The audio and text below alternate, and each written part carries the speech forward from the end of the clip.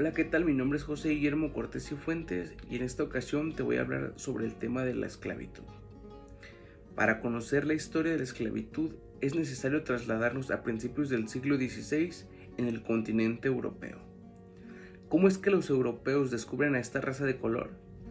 Esto se descubrió mediante el Triángulo de Comercio, que consistía en partir del continente europeo, bajar hacia el continente africano, llegar al continente americano y por último regresar al punto de partida que era el continente europeo. Este triángulo de comercio duró varios siglos, comenzó a principios del siglo XVI y culminó a finales del siglo XIX. ¿Cómo es que los europeos vieron a esta raza de color como esclavos? Su principal causa fue que por naturaleza los africanos son más resistentes, más fuertes y más hábiles para hacer ciertas actividades o ciertas tareas, por lo cual harían las tareas que los europeos no podían o simplemente no querían hacer.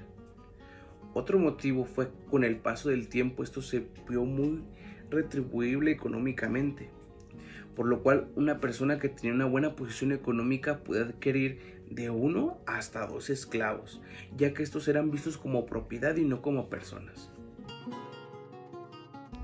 Los esclavos eran considerados cosas y no personas.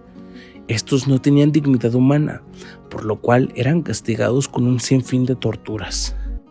Estos castigos cobraron la vida de miles y miles de personas que eran esclavizadas en aquella época.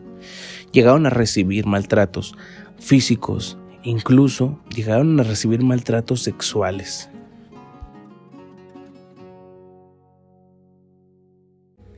Fue en el año de 1518 cuando llegan por primera vez al continente americano esclavos.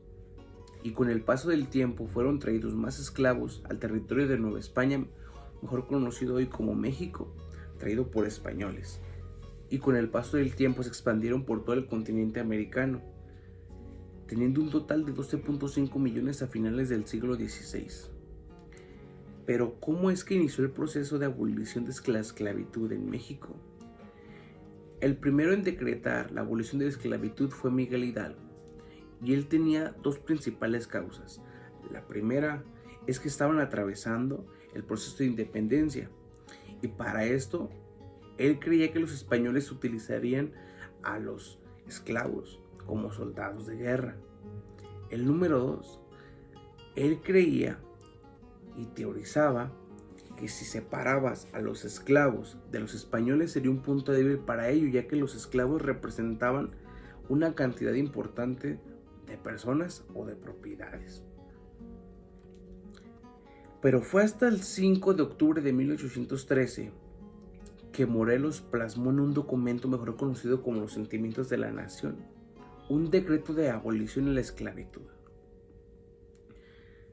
Este ya se encontraba de manera expresa en un documento, pero fue hasta 1917 que se plasmó en otro documento conocido como la Constitución de los Estados Unidos Mexicanos de 1917, la cual nos habla en su artículo primero que ninguna persona puede esclavizar ni debe ser esclavizada, y por ende todas las personas extranjeras que lleguen al territorio mexicano automáticamente dejarán de ser esclavos y se les reconocerán sus derechos, obligaciones como personas y no como una propiedad.